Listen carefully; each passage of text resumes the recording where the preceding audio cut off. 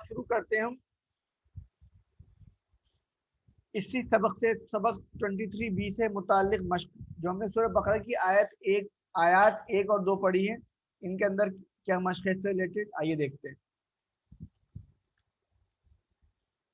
और अगर आप वाकई कुरान करीम को समझना चाहते हैं तो मैं आपसे दरख्वास्त करता हूँ कि आप अपनी नोटबुक और कलम निकाल लें और क्लास के दौरान पूछे जाने वाले सवालात के जवाबात लिखें।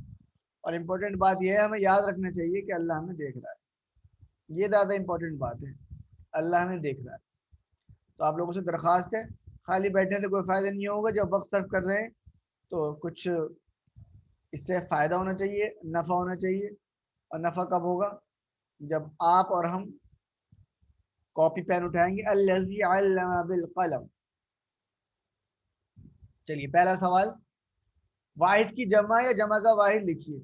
ये लफ्ज़ आ गया मुत्तकिन, ये आपके सामने दिखाई दे रहा है। तो कैसा लफ्ज़ है ये मुत्तकिन? मुत्तकिन का मतलब एक तकवे वाला आदमी। इसकी जमा क्या हो जाएगी? मुत्तकीन और मुत्तकून। लिख लीजिए अपनी कॉपी में। अब जरा इन फिक्रों के माने लिखेंगे। देखिए पहला फिक्रा है ला रईब फी, लिख लीजिए।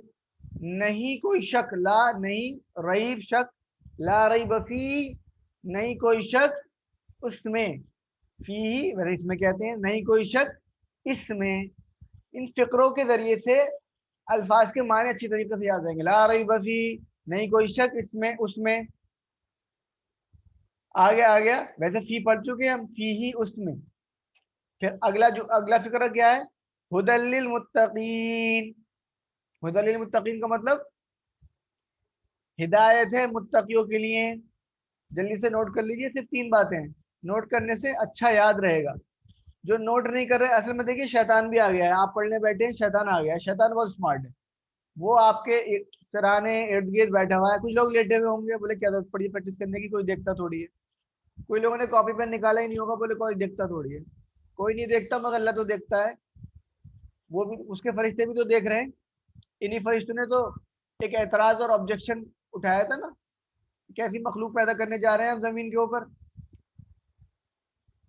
तो उनके इस एतराज को सही साबित करना चाह रहे हैं क्या कि ये कुरान करीम को किताब हिदायत तो मानते हैं मगर सीखना नहीं चाहते। तो अल्हम्दुलिल्लाह सबक नंबर ये 23 का बी पार्ट हो गया।